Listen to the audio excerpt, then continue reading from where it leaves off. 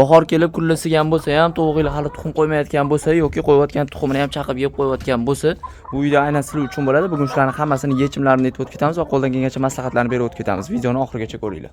To'g'ri tuxum qo'yish uchun kerak bo'ladigan narsalar bu to'g'ri ovqat berish, vitaminli yaxshi ovqatni berish. Hozir bunga ham to'xtalib o'tib ketamiz va undan tashqari to'g'riga kerakli insulin, ya'ni gradus ushlab berish. Hozir endi O'zbekistonning ko'p joylarida kunduz kunlari o'zi 15-20 gradus bo'lyapti. Bu to'g'riga to'g'ri keladi, lekin kechqurunlari 5 dan 10 gradusgacha bo'lyapti. Shuning uchun mana bunaqa salafam bilan yopib qo'yiladi bular. Mana hammasi kechqurun shom vaqtida o'sha hammasi tushirib issiq qilib qo'yiladi va mana atroflari ham yopib o'tiribdi. Bu chillada ochib tashaladi qolgan atroflari va orqalari.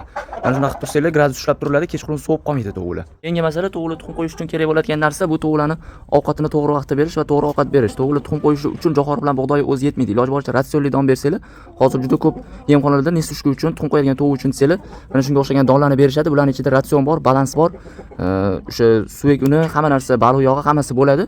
Va bu o'sha to'g'ri tuxum qo'yish uchun yetarli bo'ladi va ovqatda duch kelgan paytda emas, obedda emas, obeddan keyin emas, iloji boricha voqliroq ertalab beriladi.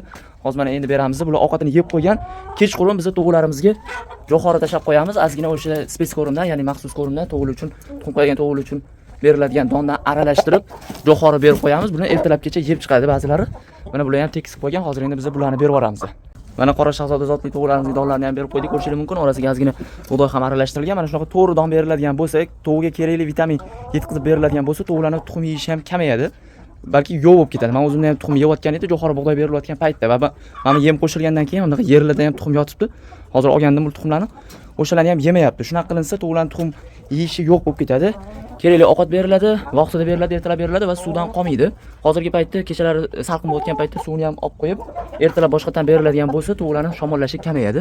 Va mana bu endi yo'q bo'lmaydigan bo'lsa, tovuqlarni tuxum qo'yish uchun idish yasab qo'yganmiz, bu yoq tomonga qo'yadi, bu yoqqa tushib ketadi. Tovuq hech qanaqasiga tuxumini yeya olmaydi, orada uklon bo'ladi. Video foydali bo'lgan bo'lsa, videoga like bosib qo'yishingizdan chiqazmanglar, kanalga obuna bo'lib qo'yinglar va videoni albatta parrandash qog'ozlarga jo'natib qo'yinglar, foydali bo'ldi degan umiddaman.